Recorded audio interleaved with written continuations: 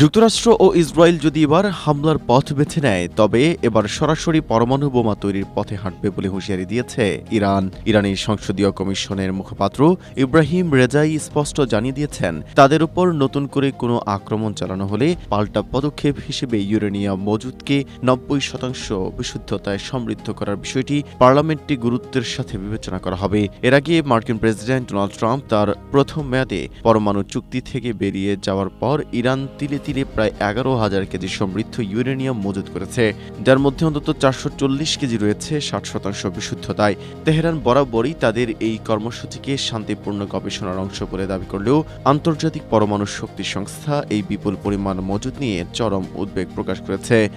Strawberry super dotted ও classic ভ্যারিয়েন্টে sensation জাগুক শিহরণ।